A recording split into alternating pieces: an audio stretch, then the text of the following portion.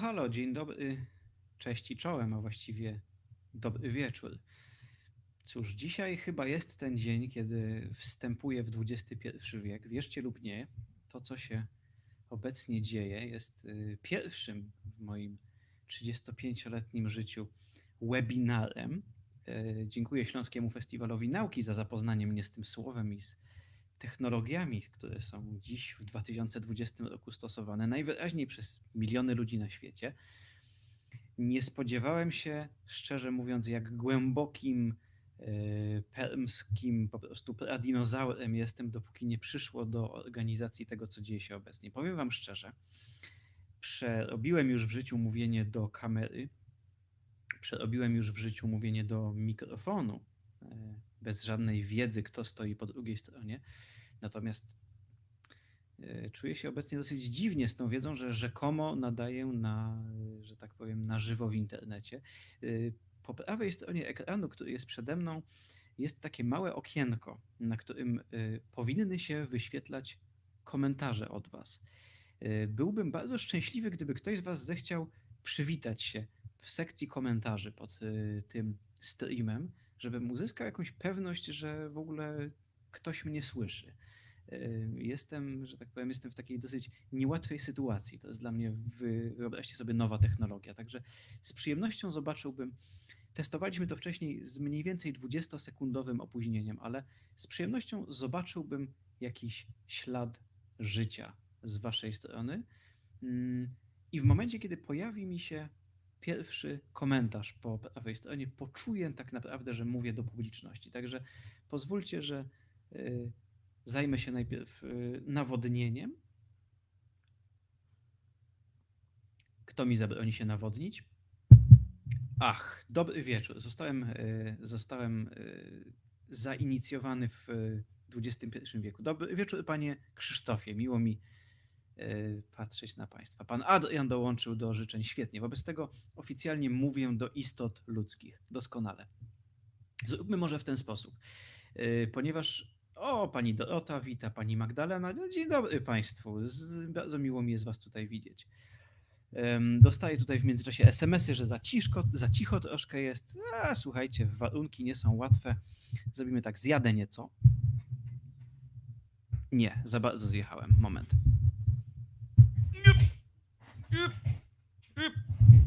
O. Powinienem być w tym momencie bliżej mikrofonu. Kamerę odsuniemy delikatnie. Ujrzycie większy przekrój części mojego księgozbioru. Dzięki temu będę nieco niżej, bliżej, nachylę się specjalnie dla was i dźwięk powinien już być lepszy. No, cześć, ale was jest dużo. Okej. Okej.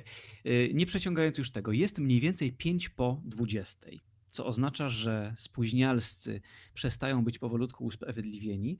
W związku z czym tak, ja mam zegar nastawiony zgodnie z oficjalnym czasem ziemian, jakim jest czas marynarki Stanów Zjednoczonych Ameryki Północnej. Na tym zegarze jest 20:04 i 39 sekund. Mamy więc jeszcze 20 sekund do 20:05. Pozwólcie więc, że zaczniemy z przyzwoitym 5-minutowym opóźnieniem. Ja będę miał czyste sumienie, że dałem szansę spóźnialskim. 5 sekund. Możecie sobie przy okazji policzyć opóźnienie. Dobry wieczór państwu. Miło mi jest was widzieć w postaci tekstowej na webinarze Śląskiego Festiwalu Nauki. Jest to nowa mini tradycja związana z tym, że my tutaj w Śląskim Festiwalu Nauki chcemy być bliżej. Bliżej nauki chcemy, żebyście wy byli bliżej nauki.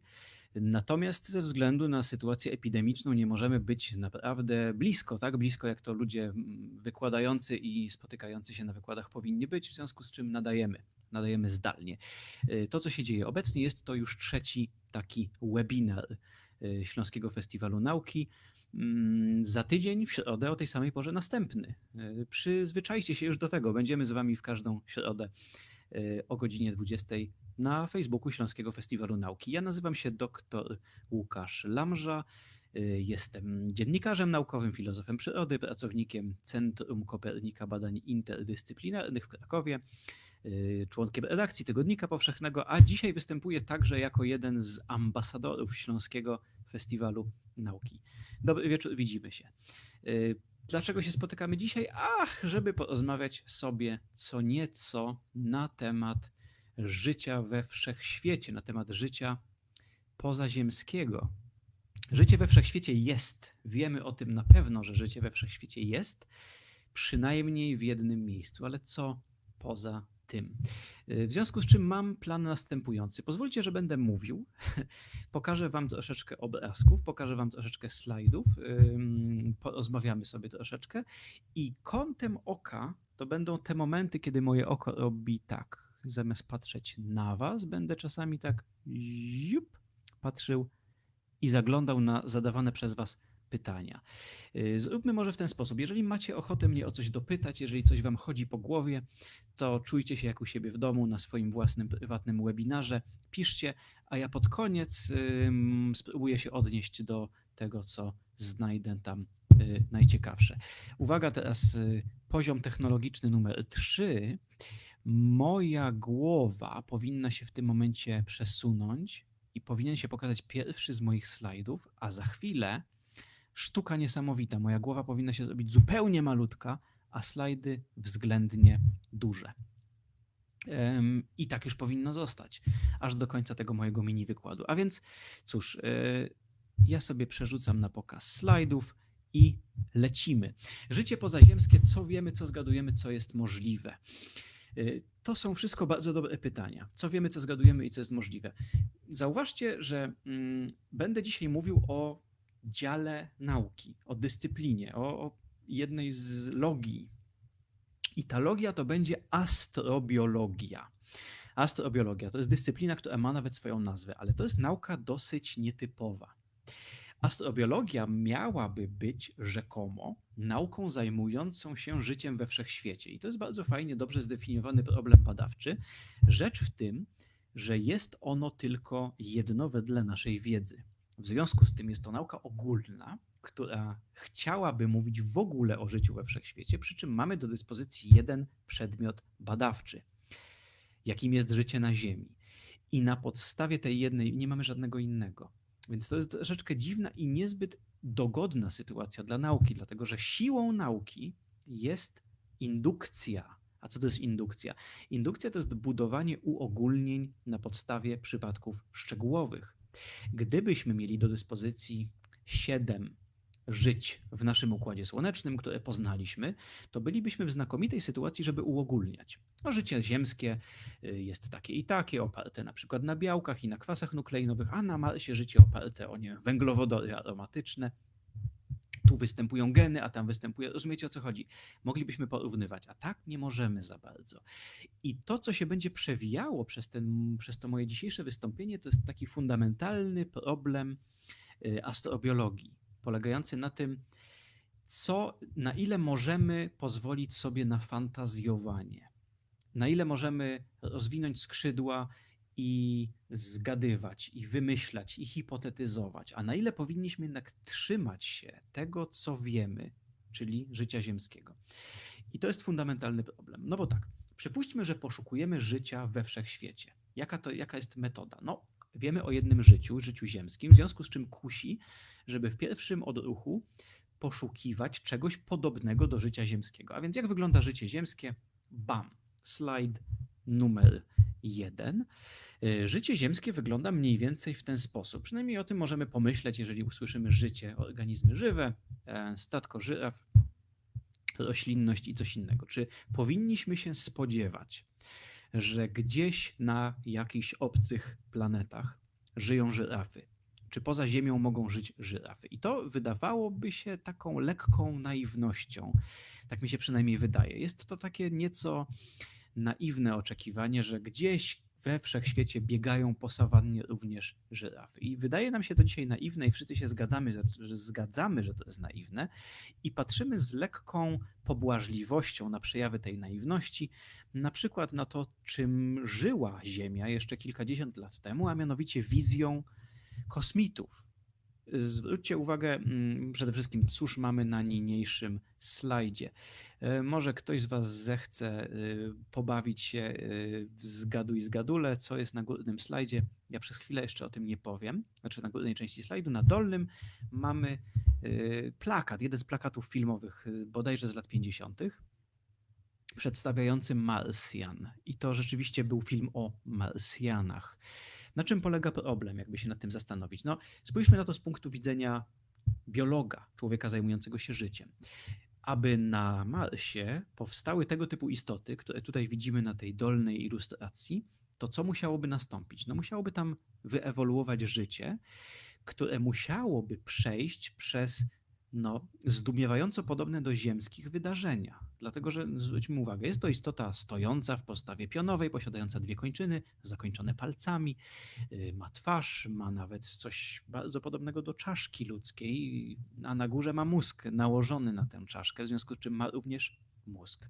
I dzisiaj wiemy już o tym, że aby tego typu istota powstała gdzieś, to musiałoby nie tylko powstać życie do pewnego stopnia takie samo biochemicznie, taka sama biologia komórki, taka sama ewolucja, taka sama genetyka populacyjna, ale też musiałoby dojść do w pewnym sensie tych samych wydarzeń. Te małe detale, które zadecydowały o tym, że istniejemy my, ludzie, musiałyby również zostać odtworzone na jakiejś obcej planecie. A więc gdzieś tam musiałyby ssaki konkurować z gadami, bo w takiej właśnie scenerii doszło do tego, że powstaliśmy my, tacy jacy jesteśmy.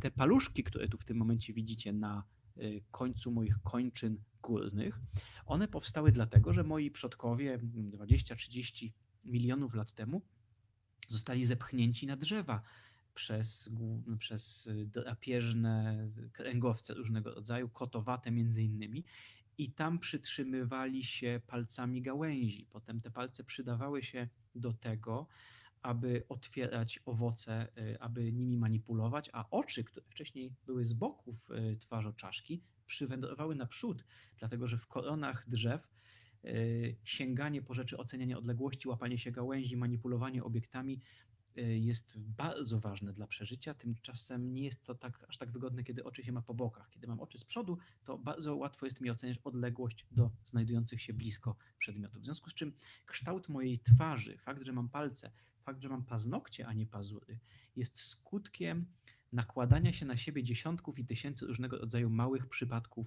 historii ewolucji. Więc oczekiwanie, że gdzieś tam istnieją Marsjanie, którzy też mają palce, paznokcie i oczy płaskie i mózg, już dzisiaj wydaje nam się dosyć naiwne. Na górze, to część z Was prawdopodobnie, ale sobie zerkniemy zaraz w komentarze, kanały Giovanniego Schiaparellego, brawo, panowie Mikołaju i Krzysztofie. Oczywiście to są rzekome kanały.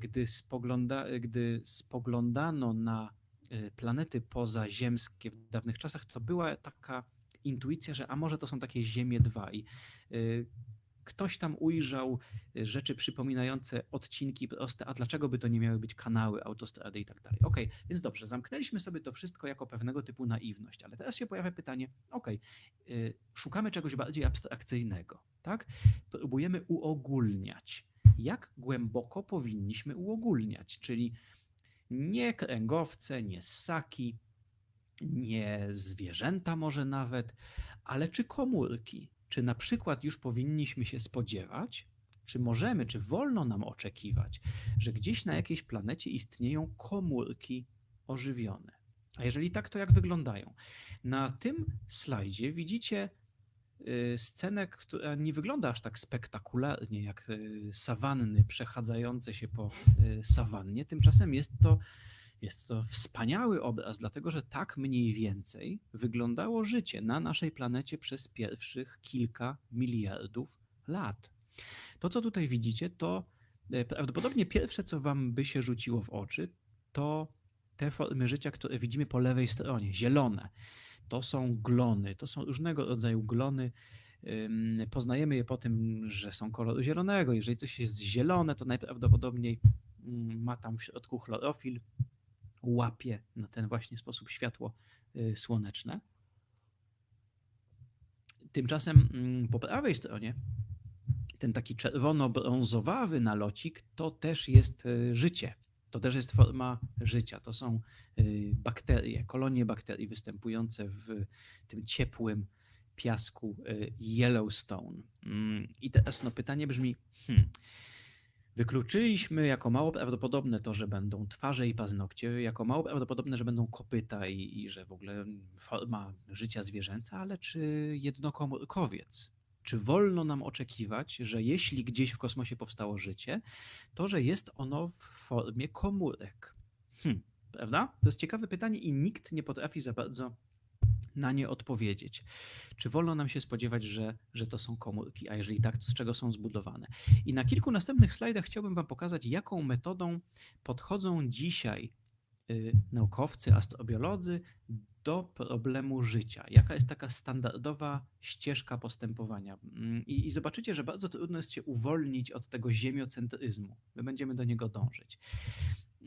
Taką najbezpieczniejszą metodą wymyślenia życia jest rozpoczęcie od podstaw, czyli od tego, jak powstało życie na Ziemi i w związku z tym, jak mogłoby powstać gdzieś indziej. To, co widzicie teraz, to jest zdjęcie galaktyki i to, na czym się teraz powinniśmy skupić, to jest ten gaz. To jest ten ośrodek międzygwiazdowy, który wiemy już dzisiaj, że właściwie w całym wszechświecie składa się z bardzo podobnej mieszaniny. Wiemy już, że jeśli zbadamy spektroskopowo, czyli badając światło dochodzące do nas z rozmaitych stron drogi mlecznej, a także z innych galaktyk poza drogą mleczną, to znajdziemy w nich różnego rodzaju związki chemiczne. Znajdziemy tam też związki chemiczne, które chemicy klasyfikują jako organiczne. Organiczne, czyli zawierające atom węgla połączony z wodorem, z innym atomem węgla. To są takie związki jak metan, etan, propan, butan, ale też być może jakieś cukry, być może aminokwasy. Jeśli przyjrzymy się już bliżej tym obłokom międzygwiazdowym, które występują w naszej własnej galaktyce, to znajdziemy tam i z każdym rokiem odkrywa się kolejne związki chemiczne, coraz bardziej złożone. Ci z Was, którzy się tym interesują, mogą sobie teraz w tle tego mojego wykładziku poszukać. Jest taka bardzo fajna stronka The Astrochemist. To jest tak jak astrochemik, tylko przez Y pisany. Astro, C-H-Y-M-I-S-T, Astrochemist. To jest taka strona zrzeszająca astrochemików, czyli naukowców badających związki chemiczne, reakcje chemiczne występujące w przestrzeni kosmicznej. I tam utrzymywana jest dość starannie lista dotychczas zaobserwowanych w przestrzeni międzygwiazdowej związków chemicznych. To są już całkiem nawet złożone związki. Takim pierwszym krokiem na drodze do identyfikacji chemii jest wykrycie najprostszej cząsteczki CO. To jest jedna z najpowszechniej występujących we wszechświecie cząsteczek, węgiel i tlen po jednym atomie. Natomiast zwróćcie uwagę, pierwszą najczęściej występującą cząsteczką we wszechświecie jest H2, cząsteczka wodoru H2. I zwróćcie uwagę, że to te dwie najczęściej występujące cząsteczki chemiczne we wszechświecie już nas powinny napawać jakimś optymizmem, dlatego że my sami zbudowani jesteśmy w bardzo dużym stopniu właśnie ze związków tlenu, węgla i wodoru. W związku z czym mój materiał budulcowy, to z czego zbudowany jestem ja, ale też zresztą moja koszulka, te książki za mną, to jest tak naprawdę tylko kilka pierwiastków i one występują też bardzo powszechnie we wszechświecie. Nie jesteśmy zbudowani z czegoś aż tak rzadkiego. I to jest pierwsza interesująca obserwacja astrochemii. Taka mianowicie, że jeśli przyjrzymy się cząsteczkom występującym we wszechświecie, część z nich widzicie w tym momencie na ekranie, to po pierwsze będą one zbudowane zasadniczo z tego samego, z czego my jesteśmy zbudowani, czyli kosmos jest pełen związków chemicznych, z których można by też zbudować mnie. Po drugie, te związki z każdym rokiem okazują się coraz bardziej złożone. Ten slajd jest taki dosyć tajemniczy, ja nie podpisałem pierwiastków, które tutaj występują. Ciekawe, czy zgadniecie. Ciekawe, kto z Was zgadnie, jakim kolorem oznaczony jest jaki pierwiastek. Macie ode mnie kolejną zgadywankę. Zastanówcie się nad tym, potem sobie o tym porozmawiamy. No, te długie, zielone łańcuchy być może kogoś z Was już tutaj ośmielają, żeby zgadywać.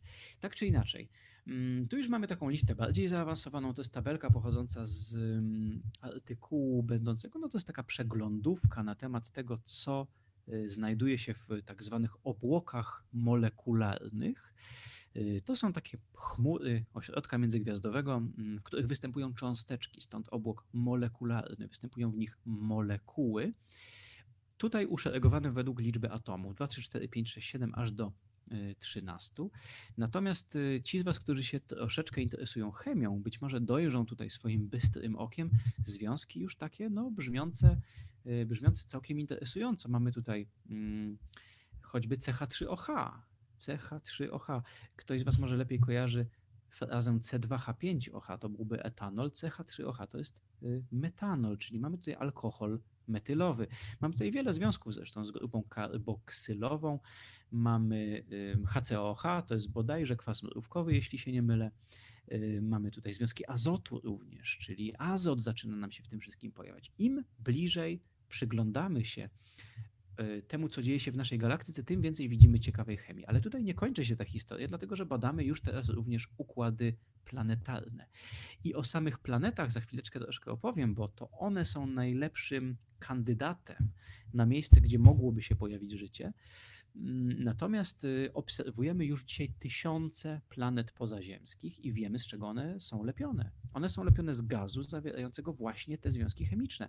Na każdej planecie galaktyki i kosmosu możemy spokojnie spodziewać się występowania tych i bardziej złożonych wniosków. Potem idziemy dalej. Nie będę aż tak szczegółowo tego omawiał. Chciałem Wam tylko pokazać, jak wygląda rozumowanie astrobiologa. On śledzi to wszystko, co jest dostępne powszechnie. To, co widzicie na tym slajdzie, to są ziarenka pyłu kosmicznego, pyłu galaktycznego, czyli to są ziarenka unoszące się w ośrodku międzygwiazdowym.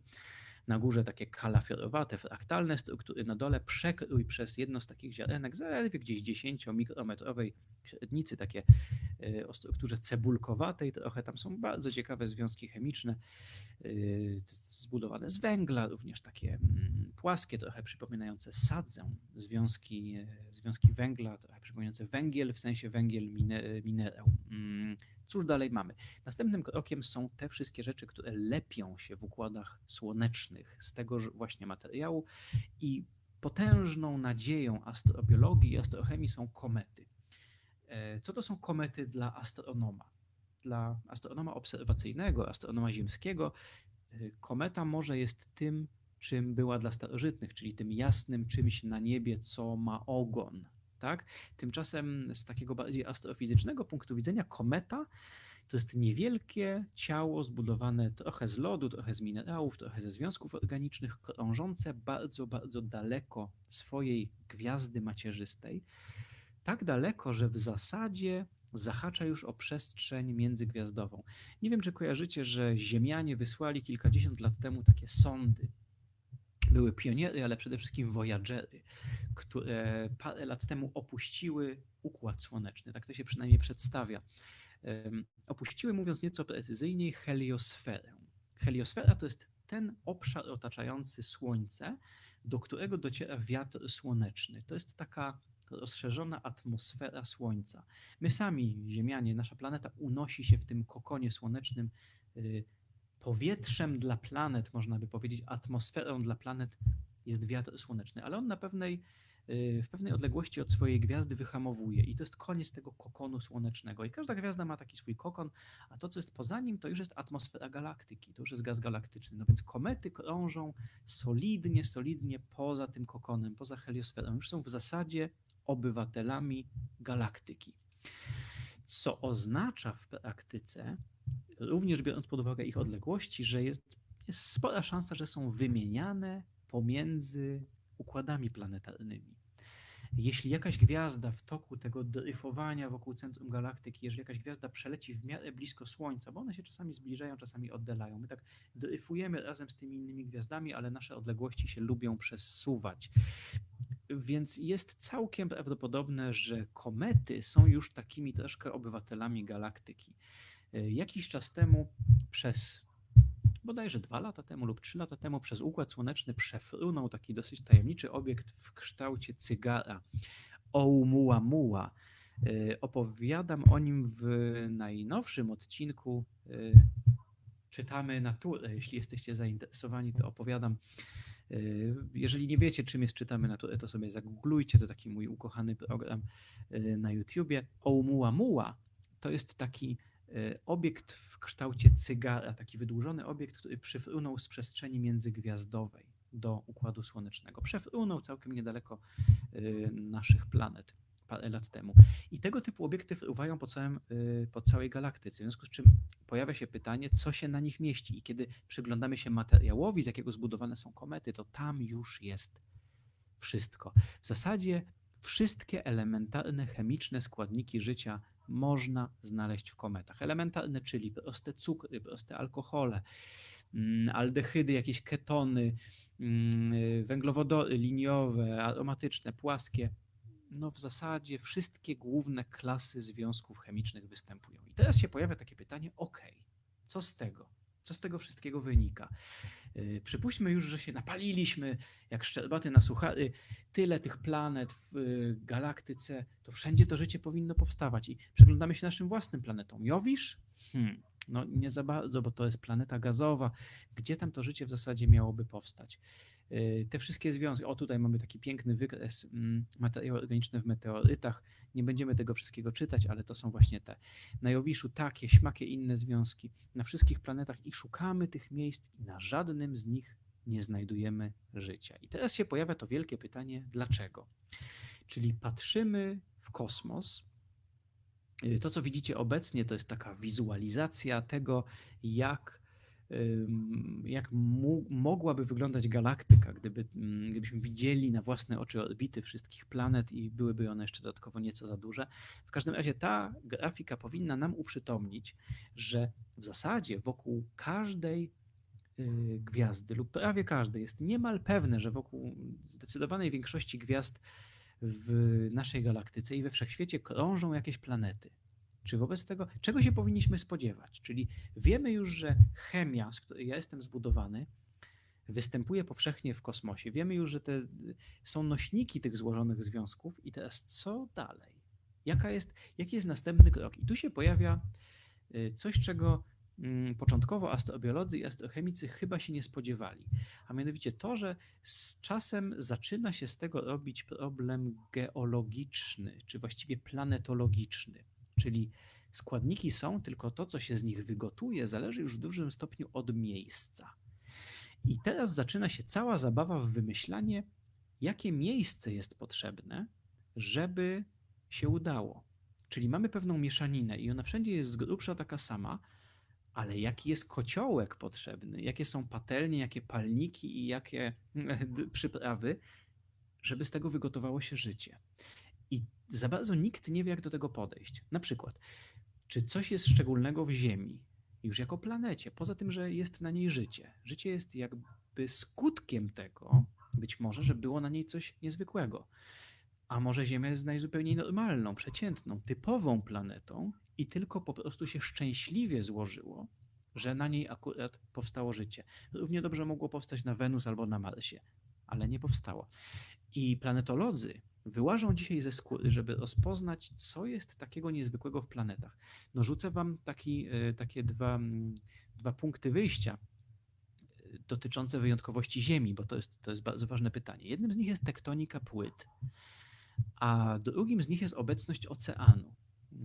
I te rzeczy, co ciekawe, są ze sobą prawdopodobnie związane.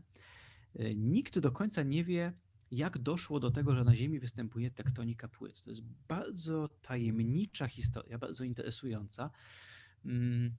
Co to właściwie w ogóle jest tektonika płyt? To też jest interesujące pytanie, bo umiemy ją zasadniczo zdefiniować. Tektonika płyt występuje zawsze wtedy, jeśli sztywna powierzchnia jakiejś planety, tak już spróbujmy ogólnie mówić, sztywna powierzchnia jakiejś planety, czyli litosfera, podzielona jest na strefy nieciągłości, które wydzielają segmenty mogące się poruszać względem siebie. Czyli to jest taka napędzana wulkanizmem i ciepłem tej planety, ucieczką ciepła tej planety, ruchliwość litosfery. Litosfera naszej planety jest ruchliwa. To jest niezwykłe. Jeżeli oglądacie film z dryfu kontynentalnego, jeżeli kiedyś taki widzieliście, jak Pangea się rozpęka i powstaje Ocean Atlantycki, albo wcześniej jak Tetyda się zamyka i zderzają się kontynenty, Laurazja, Gondwana się zderzają, to oglądacie coś naprawdę niesamowitego. To jest planeta, która przetasowuje swoją własną litosferę. I teraz pytanie, czy to jest zbieg okoliczności, że jednocześnie jest to planeta, na której powstało życie, a może te rzeczy są ze sobą w jakiś sposób związane? Jakby to mogło być związane? No to znowu rzucę wam jedno takie hasło wywoławcze. Tektonika płyt obok różnych innych rzeczy, które robi, prowadzi także do recyklingu materiału z powierzchni planety. To też jest coś nietypowego, czyli jeżeli coś powstanie na powierzchni Ziemi, to po jakimś czasie, po 20, 50, kilkuset milionach lat może zostać wciągnięte do płaszcza. Tam może zostać przygotowane i wyjść w innym miejscu. To jest dziwne, to jest nietypowe. Wenus, zwróćcie uwagę, planeta bardzo podobna do Ziemi, nie działa w ten sposób. Jeżeli coś wyląduje na powierzchni Wenus, to tam zostanie. Może zostać przykryte, przysypane osadami, ale nie będzie wędrowało po całej tej planecie w tej i we w tej. To nie jest ożywiona geologicznie planeta. W związku z czym teraz się pojawia pytanie, jakie są te planety? I to, co wam chciałem teraz pokazać, to jest taka tabelka pochodząca z The Extrasolar Planet Encyclopedia. Ja sobie jeszcze zerknę, czy wy mnie o coś tutaj bieżącego pytacie. O Oumuamua się pojawiła, ale nie, lecimy dalej. To jest zrzut ekranu wykonany względnie niedawno ze stronki o nazwie The Extrasolar Planet Encyclopedia. Macie link na dole Exoplanet EU katalog i to jest katalog planet pozaziemskich. Zresztą ja sobie tutaj w tle zerknę Exoplanet Catalog, a zobaczymy, co tam nowego w katalogu, żebym wam tutaj nie powiedział jakiejś nieprawdy. Listing katalogowy, ile tam jest obecnie? Obecnie 4152 potwierdzone planety. Jeszcze zerknijmy sobie tutaj, żeby się upewnić. No w katalogu mamy 4256 planet, przepraszam. W katalogu Exoplanet EU mamy 4256 planet znanych poza Układem Słonecznym, czyli plus jeszcze 8 naszych własnych, no to jest całkiem niezła gromadka. I teraz następnym krokiem jest ruszenie wyobraźnią. No więc mamy te wszystkie planety, poprzyglądajmy im się, na której z nich mogłoby się również wygotować życie. I tutaj zaczyna się sfera fantazji. Astrobiologia jest taką ciekawą dyscypliną nauki, która domaga się fantazji, no bo my o tych planetach wiemy naprawdę niewiele. Większość tych planet została wykryta metodą tranzytu, czyli taką metodą, że coś się świeci i jest przez jakiś krótki czas przesłonięte. Wyobraźcie sobie, że moja świecąca łysinka jest odległą gwiazdą. Dla was jest tylko jednym pikselem jasności. Cała moja czaszka jest dla was, odległych obserwatorów, tylko jednym pikselem o jasności jakiejś tam i co jakiś czas troszeczkę pociemnieje, czyli macie pociemnienie tak do 99,9% i znowu jasne. I potem znowu coś pociemniało i jasne.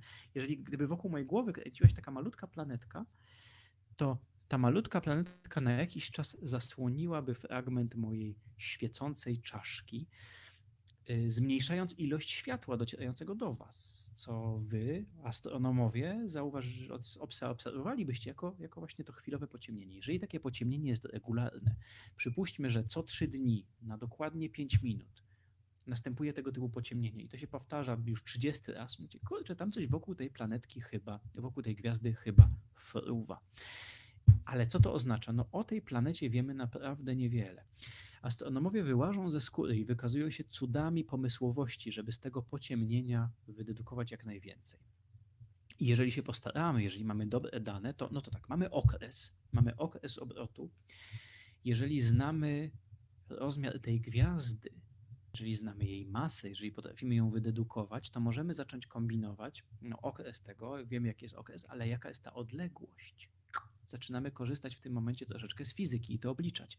A jeżeli jesteśmy naprawdę pomysłowi, to czasami, i mamy dobre obserwacje, to czasami uda nam się policzyć, ile czasu tej planecie zajmuje wejście w tarczę i wyjście z tarczy, albo schowanie się za tarczą i możemy zacząć przyglądać się, wydedukowywać, jaki jest jej promień.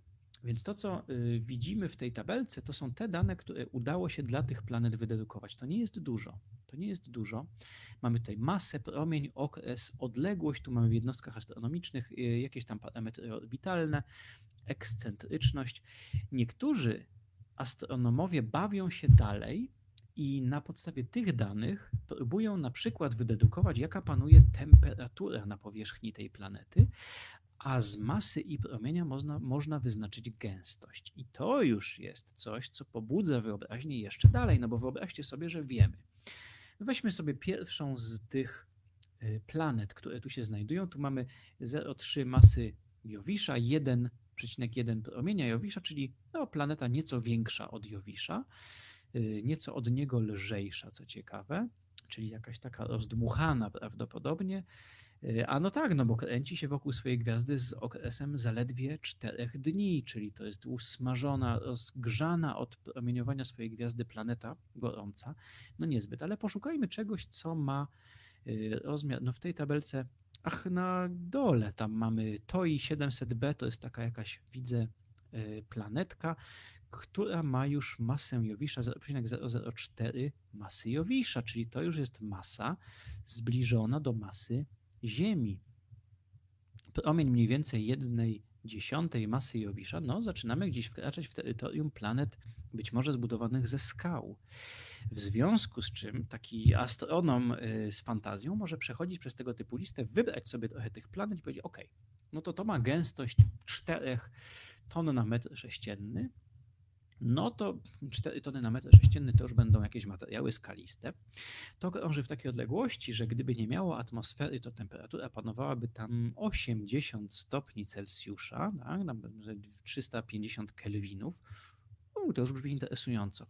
I zaczyna się w tym momencie zabawa w zgaduj zgadula. Mianowicie, mamy ciepłą planetkę z tego. A co tam mogłoby się na niej wydarzyć? I zaczyna nam troszeczkę brakować w tym momencie informacji, bo my chcielibyśmy wiedzieć dalej, czy tam jest ocean, czy tam jest atmosfera. I tu zaczynamy docierać do granic tego, co dzisiaj można w granicach przyzwoitości naukowej powiedzieć. Dlatego, że zaczynają się już i są takie pierwsze próby potwierdzania, że występują atmosfery na tych planetach pozaziemskich. To są fenomenalne badania, opierające się na tym, jakbyście byli zainteresowani. Wracamy jeszcze do tej metafory świecącej czaszki Łukasza Lamży jako gwiazdy. Niech to będzie nasza planetka. Ona oczywiście byłaby znacznie mniejsza, ale ona krąży i w pewnym momencie zaczyna się wychylać, czyli nie ma jej, nie dociera do was, obserwatorów ziemskich, nie dociera w ogóle światło odbite od tej planety, ale w pewnym momencie ona zaczyna się wychylać. I to jest taka krótka chwila, jest taka króciutka chwila, kiedy ta planeta wychyla tylko swoją atmosferę, jeżeli ją ma. To są ułamki sekund czasami, to są sekundy i potem, kiedy zaczyna wchodzić przed świecącą łysą czaszkę, to jest też taki moment, że światło gwiazdy trafiające do was przechodzi tylko przez atmosferę tej planety, jeśli ta planeta ma atmosferę. I niektórzy cierpliwi i odważni astronomowie już na takiej podstawie zaczynają kombinować, co tam w tej atmosferze może się znajdować, bo to światło zaczyna nam prześwietlać tę atmosferę przez tych parę sekund. No i i na takim mniej więcej etapie jesteśmy, jeżeli chodzi o dane obserwacyjne. Czyli tyle mniej więcej jest teraz. Możemy całkiem nieźle przewidywać, jaka jest chemia panująca na tych planetach. Możemy zacząć powolutku zgadywać, jakie tam panują warunki, ale w tym momencie trzeba by to zgadywać. Więc co tam się mogło tak naprawdę wydarzyć? I nasza fantazja tak naprawdę jest teraz już naszym jedynym ograniczeniem. To, co na kolejnych slajdach mamy takich kilka punktów zahaczenia. Na przykład mamy ekosferę, czyli strefę, w której woda mogłaby być płynna teoretycznie, ale potem ktoś inny mówi, no nie będziemy oglądać, ktoś inny mówi, ale przecież jeżeli mamy duże ciało lodowe, to gdzieś w głębi tego ciała lodowego może ta woda być nadtopiona. Mamy Plutona i Charona, na których w zasadzie nie do końca wiadomo, co tam się dzieje. Wiemy, że one są aktywne. Tutaj mamy Enceladusa, który też kiedyś się tego nie spodziewano, ale wiemy, że to jest aktywny globik, aktywna taka mini planetka, która w jej środku może coś tam się wygotowywać, więc tak naprawdę bardzo ciężko jest powiedzieć coś w miarę pewnego, gdzie coś by się mogło wydarzyć, co by się tam mogło wydarzyć, jakich środowisk szukamy, a ktoś w końcu prędzej czy później mógłby powiedzieć, moment, a co gdybyśmy chcieli ruszyć wyobraźnią jeszcze dalej? Tu mamy Io, planetę, ja mówię na nie wszystkie planety, to jest satelita, ale dla mnie globik to jest, pokryty siarką. Czy ktoś z was myślał kiedyś nad chemią życia opartą na siarce? Więc to jest zupełnie nowa jakby dziedzina biochemii musiałaby powstać, a mianowicie hipotetyczne życie oparte o siarkę. A na końcu taki slajdzik zachęcający do nie wiem, kreatywności, można by powiedzieć, do fantazji. To są 3 spośród wielu książek science fiction, które należą do takiej kategorii, nie powiedziałbym, że to jest hard science fiction, bo lemolodzy na sali prawdopodobnie by mnie mogli wygwizdać. Natomiast ci 3 autorzy, Hoyle, Lem i Forward, oni należeli do tych, którzy dosyć poważnie traktowali naukę i starali się tworzyć wizje, które są naukowe. Zresztą Fred Hoyle był przede wszystkim astronomem, dopiero później pisarzem i opisał w książce The Black Cloud ożywioną chmurę gazu międzygwiazdowego. Dotychczas jakoś tak zakładałem, że to powinny być globiki. Tymczasem on opisał myślącą, inteligentną, aktywną chmurę gazu międzygalaktycznego.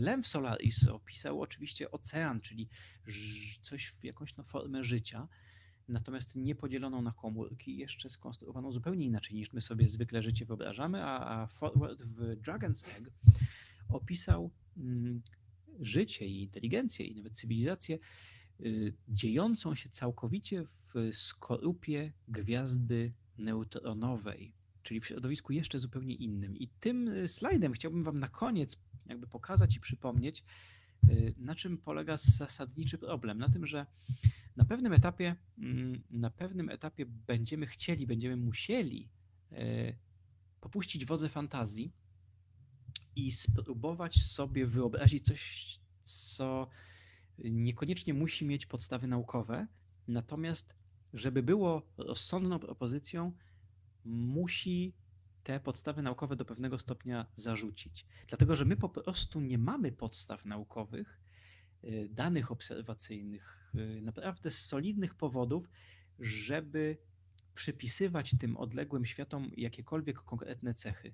Nie wiemy, nie możemy tego wiedzieć. Nie możemy wiedzieć, czy tam występują na tej egzoplanecie, którą wam pokazałem, czy tam występują rzeki i kaniony, i czy gleba jest pulchna, i czy występują tam związki siarki i tak dalej, i tak dalej. Nie możemy tego na razie wiedzieć. Tymczasem, żeby stworzyć hipotezę, jak mogłoby na niej powstać coś, co chcielibyśmy nazwać życiem, to musielibyśmy sobie te szczegóły dośpiewać. Dalej, nie mamy żadnego powodu, żeby uważać, że w gwieździe neutronowej może powstać życie, ale nie mamy też żadnego powodu, żeby to wykluczyć. W związku z czym, jeżeli na tym polega też do pewnego stopnia piękno astrobiologii, wydaje mi się, że gdyby ktoś stworzył naprawdę dobrą hipotezę, czyli potrafił opisać w przekonujący sposób scenariusz powstania życia w skorupie gwiazdy neutronowej, to zasługiwałoby, to moim zdaniem powinno zostać opublikowane w czasopiśmie naukowym poświęconym astrobiologii, takim jak choćby Astrobiology, takie główne czasopismo poświęcone astrobiologii. Więc jest to taka dosyć ciekawa sytuacja. Mamy w pewnym sensie niedomiar informacji, ale ja też odnoszę wrażenie, że mamy troszkę niedomiar fantazji. Troszeczkę brakuje tej fantazji i kiedy się czyta czasopisma poświęcone astrobiologii, ja staram się je od czasu do czasu przeglądać, to przyznam się szczerze, że mi troszeczkę brakuje tej fantazji, tej swobodnej fantazji, czyli tego czegoś, co by leżało gdzieś na granicy pomiędzy twardą science fiction a naukami przyrodniczymi. Nikt za bardzo chyba nie wie, jak się za to wszystko zabrać. Także jeżeli się zastanawialiście, na jakim etapie mniej więcej jest teraz astrobiologia, to właśnie na takim. Z jednej strony brakuje nam troszeczkę jeszcze danych obserwacyjnych, a z drugiej strony troszeczkę chyba brakuje takiej solidnej naukowej fantazji. I to w zasadzie tyle z mojej strony. Ja pozwólcie sobie, że przejrzę teraz, cóżście tu do mnie pisali w międzyczasie. Być może minąłem wzrokiem jakieś interesujące wasze uwagi albo pytania. Tak, glicyna oczywiście odnaleziono dobrych kilka lat temu, a więc mamy aminokwas. Węgiel zielony, panie Mikołaju, tak jest, oczywiście. Niebieski tlen, czerwony wodór. Tak, wodór czerwony. Ktoś z was może się, pani Zofia też prawidłowo to zinterpretowała. Ktoś z was mógłby się zdziwić, dlaczego tam, a jeszcze przeskoczę na ten slajd, dlaczego tam tak mało tych wodorów. To jest też taka dosyć interesująca rzecz dla chemika. Wszystkie te związki, które teraz widzicie na ekranie w warunkach ziemskich byłyby porządnie uwodornione. Tymczasem w przestrzeni kosmicznej pewne reakcje nie zachodzą, bo po prostu tam zderzenia cząstek następują dosyć rzadko. To jest takie dosyć nieintuicyjne. U nas na Ziemi cząstek nie brak. Czyli w zasadzie mogę zakładać, że jeżeli w powietrzu, które tutaj się wokół mnie znajduje się jakiś związek chemiczny, to wszystkie reakcje chemiczne, które mogłyby zajść, zajdą w takiej czy innej, z taką czy inną intensywnością. Tymczasem w przestrzeni kosmicznej tych atomów po prostu i cząsteczek może brakować. Oumuamua. Ziemia ma ochroniarzy w postaci Jowisza i Saturna oraz stabilizator w postaci Księżyca, prawda? Interesujące. Przy czym Wenus też ma ochroniarzy w postaci Jowisza i Saturna. Księżyc jest bardzo interesujący takim zagadnieniem, dlatego że jest, no to jest dosyć nietypowa w skali nawet naszego Układu Słonecznego konfiguracja. Też na to się zwraca uwagę. Księżyc jest w obrocie synchronicznym z Ziemią, co oznacza, że zawsze jest tą samą twarzą do Ziemi skierowany. Nie jest to aż takie niezwykłe. Z czasem, jeżeli są w dobrej odległości od siebie te dwa ciała i mają jak wytracać energię, to ten obrót synchroniczny się zdarzy. Ciekawy zbieg okoliczności, że jest akurat takiej wielkości, żeby wywoływać zaćmienia Słońca. I to też jest taka interesująca sprawa. No, wydawałoby się, że ciężko jest to uzasadnić, dlaczego miałoby to być czymś więcej niż przypadkiem. Z drugiej strony jest takie powiedzonko, że przypadek się pojawia, zbieg okoliczności się pojawia wtedy, kiedy brakuje teorii. Więc to jest to po prostu kolejna interesująca, kolejna ciekawostka dotycząca naszej planety. Ekosfera nie ma zbyt dokładnej definicji, to prawda. Jak już wspominałem, no, Enceladus albo Europa. Europa, jeden z satelitów Jowisza, jeden z galilejskich satelitów, galileuszowych satelitów Jowisza. Wielki, piękny globik. Mieści się poza ekosferą, czyli tą strefą wokół każdej gwiazdy, wokół której teoretycznie powinna móc występować woda w stanie ciekłym. Teoretycznie Europa mieści się tak daleko od swojej gwiazdy, od Słońca, że tam powinna woda nie występować w stanie ciekłym. Tymczasem jest niemal pewne, że w głębinach Europy pod skorupą lodową ta woda w stanie ciekłym jest. Już samo to pokazuje, że pojęcie ekosfery jest pewnym jakimś tam przybliżeniem. Jest związane kominy hydrotermalne na dnie oceanów, to świetne miejsca do rozwoju prymitywnego życia. To jest prawda.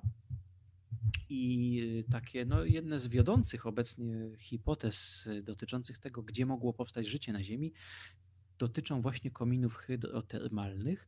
Co więcej, są takie bardzo ciekawe badania prowadzone na jednokomórkowcach ziemskich, zwłaszcza tych najpierwotniejszych, takich jak archeany, albo niektóre grupy eubakterii, czyli tych prawdziwych bakterii, te takie najpierwotniejsze. I okazuje się, można zrobić następujące badanie. Wyobraźcie sobie, że bierzemy takich 10-20 linii ewolucyjnych jednokomórkowców, prokaryontów, tych właśnie najpradawniejszych, najdawniej temu oddzielonych grup jednokomórkowców, jakie potrafimy zidentyfikować i porównujemy je, szukając dla nich takiego wspólnego zestawu łańcuchów metabolicznych, wspólnych elementów ich metabolizmu, czyli próbujemy zidentyfikować, co one mają wspólnego z punktu widzenia generowania energii, zarządzania energią, produkowania cząstek, czyli rozumowanie jest takie. być może, jeżeli będzie jakaś cecha wspólna tych organizmów, to będzie to, co najpierwotniejsze w ogóle w metabolizmie. I jeżeli się przeprowadzi tego typu badanie, to odkrywa się grupę cykli metabolicznych, grupę takich łańcuchów, grupę enzymów, które się idealnie wprost nadają do funkcjonowania w kominach hydrotermalnych, czyli w warunkach dosyć specyficznych. Przede wszystkim na dnie obecnych oceanów, gdzie występują kominy hydrotermalne, jest ciemno, czyli to jest na takich głębokościach, że tam nie ma dostępu do światła. Tam by się autotrof nie uchował. Natomiast podstawą metabolizmu jest chemioautotrofia, czyli posługiwanie się związkami chemicznymi, tym gdzie elektrony są przerzucane, są albo minerały, albo różne nieorganiczne związki chemiczne, czyli ten metabolizm opiera się na czymś, co jest dostępne właśnie w kominach hydrotermalnych. Czyli takie próby rekonstrukcji najpierwotniejszego życia na Ziemi właśnie wskazują na kominy hydrotermalne. Czy na superziemiach, głównie planetach wodnych, mogą powstać zaawansowane, no prawda, to jest dobre pytanie. Superziemie, tutaj dla niewtajemniczonych, bo pan Damian pytał o superziemię. Superziemia to jest taki bardzo ciekawy, też pobudzający koncept, właściwie no nie koncept, to już jest pojęcie naukowe.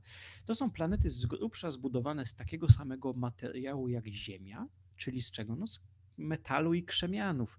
Jakby tak zsumować, z czego się składa Ziemia, to mamy jądro żelazowo-niklowe i mamy płaszcz krzemianowy. To mamy krzem, tlen, trochę glinu, jakiś tam magnez, żelaza, trochę w każdym razie no minerały tego typu. Taki uśredniony skład chemiczny Ziemi. Ta biosfera to jest taka cieniuteńka tam nadkładka. Więc gdybyśmy zbudowali planetę zbudowaną z zasadniczo tych samych materiałów, ale większą od Ziemi, na przykład mającą nie tak jak nasza planeta, tam gdzieś 12-13 tysięcy kilometrów średnicy, ale 15-20 tysięcy, to by była super Ziemia. I to jest fenomenalnie pobudzające wyobraźnię coś. Wiemy, że takie super Ziemie istnieją. W katalogu egzoplanet można je sobie tam odpowiednio odfiltrować. A dlaczego one są interesujące? Jest taka jedna fundamentalna prawidłowość, nie ma charakteru prawa fizyki, to jest raczej taka statystyczna regularność, że jak coś jest większe, to jest ciekawsze. Pojawia się więcej zjawisk wraz z wzrostem wielkości. Jak coś jest większe, to jest bardziej interesujące i to działa na bardzo wielu różnych poziomach. Zobaczcie na przykład, jak zmieniają się relacje społeczne i cywilizacja, kiedy przechodzimy od grup plemiennych 150-osobowych do pierwszych miast 1000, 2000, 5000 osobowych. Jak sobie przyjrzycie na przykład, co się działo na Bliskim Wschodzie, tam gdzieś 7000 lat temu, kiedy powstawały pierwsze miasta, to jest wręcz niesamowite, jak te rzeczy są ze sobą sprzęgnięte.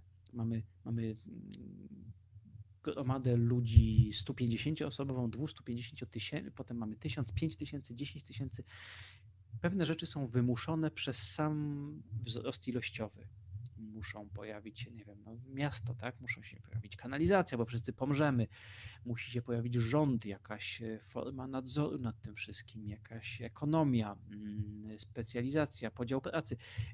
I to się dzieje w społeczeństwie ludzkim, to się dzieje w związkach chemicznych. Mamy drobne związki chemiczne, które są zasadniczo sztywne praktycznie, albo tylko drgają jak CO. Potem mamy duże jak białka, które już są takimi interesującymi żelkami z wpukleniami, zawiasami. To ogólnie im coś jest większe, tym jest bardziej interesujące, zwykle. Więc planety też. Dużo więcej ciekawej geologii, geofizyki, geomorfologii jest w stanie udźwignąć Ziemia niż Mars, niż no nie wiem, jakiś Japetus, coś mniejszego. A z kolei superziemia, co by tam się mogło dziać? Jakie by tam mogły występować typy gór, wulkanów, wąwozów, rzek, wydm? To głowa mała, więc superziemie są bardzo, bardzo, bardzo interesujące. Panie Mikołaju, dziękuję za link. Katalog NASA z wieloma wodotryskami. Zajrzyjcie sobie, moi drodzy. Bardzo słusznie, że to dostaliśmy. Cóż my tu mamy? Jeszcze mały podbiór odkrytych egzoplanet, ma zmierzone promienie i masę. Otóż to Fizyka ta sama. Cóż, Enceladus przez Saturna, pani Hildegarda, jakie kierunki studiów są potrzebne lub użyteczne w podjęciu pracy związanej z astronomią? Lepsza jest fizyka czy kosmonautyka lub właśnie astronomia? Oj, nie będę doradzał online, bo ktoś mnie potem skarci, że źle doradziłem. To są trudne sprawy. Fizyka na pewno może, że fizyka, astronomia to jest w dużym stopniu fizyka, w związku z czym na pewno fizyka jest dobrym punktem wyjścia do astronomii. Jeżeli na pani najbliższej lub najbliższej pani sercu uczelni są specjalistyczne studia astronomiczne, no to oczywiście będą nakierowane na astronomię. Tam będą przedmioty, które są specjalnie dla astronomów. Ja studiowałem fizykę i tam były przedmioty astronomiczne po prostu w programie fizyki. Zresztą takie rzeczy jak mechanika orbitalna, jak w ogóle podstawy mechaniki, jak cała matematyka niezbędna astronomom, jak podstawy kosmologii, jak teorie względności. Fizyka kwantowa też jest potrzebna astronomom. Tak dobrze by było, żeby się orientowali w fizyce jądrowej. Krótko mówiąc, tak naprawdę 2-3 pierwsze lata studiów fizycznych absolutnie musi każdy astronom mieć za sobą i nie wyobrażam sobie, że tam w programie studiów fizycznych do poziomu licencjata jest cokolwiek, co mógłby astronom odłożyć na bok. Cóż my tu jeszcze mamy? Czy istnieją hipotezy dotyczące świadomych istot we wszechświecie? O, hipotezy oczywiście, że są. Bardzo łatwo jest sformułować hipotezę. Natomiast czy są hipotezy rozsądne? No nie za bardzo. Nie wiemy, czy w ogóle istnieje jakiekolwiek życie pozaziemskie, a co dopiero dotyczy świadome. Jest kilka fajnych hipotez, takich choćby, że nasz wszechświat jest symulacją, więc mamy hipotezę symulacji. Taką mianowicie, że powstała jakaś super inteligentna forma świadomości i my, Ziemia, wszystko co wokół nas jest po prostu symulacją toczącą się wewnątrz superkomputerów. Także jak widać, hipotezy bardzo łatwo jest mnożyć. Kosmonautyki w Polsce nie ma. Ach, no kosmonautyka to jest jeszcze inne pytanie. Kosmonautyka to już jest, że tak powiem, zagadnienie związane z wysyłaniem rzeczy w kosmos i badaniem, podbojem, że tak powiem, kosmosu. Natomiast w Polsce mamy oczywiście doskonałe kontakty ze światową społecznością kosmonautyczną. Polska bierze udział w bardzo wielu fenomenalnych inicjatywach. Jakiś czas temu, kolejna autoreklama w Czytamy Naturę, opowiadałem o jednej z misji na Marsa, InSight.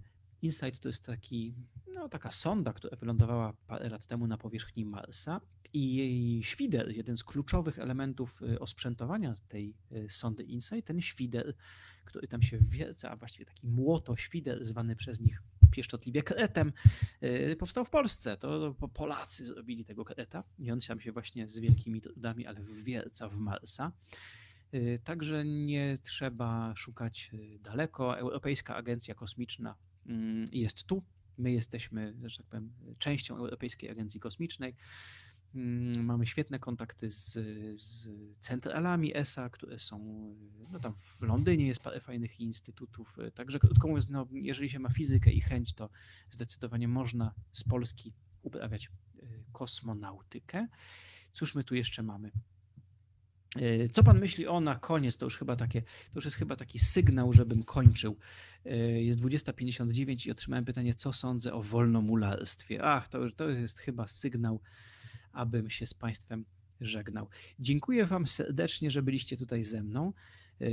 Zachęcam was do tego, abyście za tydzień w środę o podobnej porze zjawili się na webinarze Śląskiego Festiwalu Nauki. Sam festiwal, z tego co mi wiadomo, odbędzie się prawdopodobnie w kwietniu 2021 roku. Następna edycja, być może nieco później niż było to w tym roku. Będzie cieplej. Natomiast w międzyczasie będziemy oczywiście z wami w najróżniejsze sposoby. Choć od jutro rusza konkurs na profilu facebookowym Śląskiego Festiwalu Nauki, gdzie będziecie zachęcani do tego, aby zbudować swoją własną Ruby Goldberg Machine, czyli maszynę Ruby Goldberga. A może was zaciekawiłem, co to jest. To są te takie, że kulka się stoczy, popchnie coś, to coś przekręci, podniesie, przerzuci i na końcu jest włącznik, który włącza światło. Jeżeli macie ochotę, jeżeli wam się już do cna znudziło wszystko, co potraficie zrobić w zaciszu własnych mieszkań, to być może weźmiecie udział w tym konkursie, przyślijcie filmik zgodnie z regułami. W każdym razie zajrzyjcie sobie tutaj w moim jakimś najbliższym internetowym otoczeniu. Prawdopodobnie znajduje się już link do tego konkursu. Dzięki wielkie, że byliście tutaj ze mną. Dziękuję serdecznie organizatorom Śląskiego Festiwalu Nauki. I cóż, i do usłyszenia w najróżniejszych innych miejscach, zarówno w internecie, jak i mam nadzieję, że już niedługo całkowicie, ale to całkowicie osobiście i na żywo. Trzymam za to serdecznie kciuki. Dzięki wielkie i na koniec jeszcze czekajcie, żebym was pożegnał bez tej obleśnej, obrzydłej dla wielu z was chemii. Sama moja piękna buźka. Dzięki, papa i dobranoc.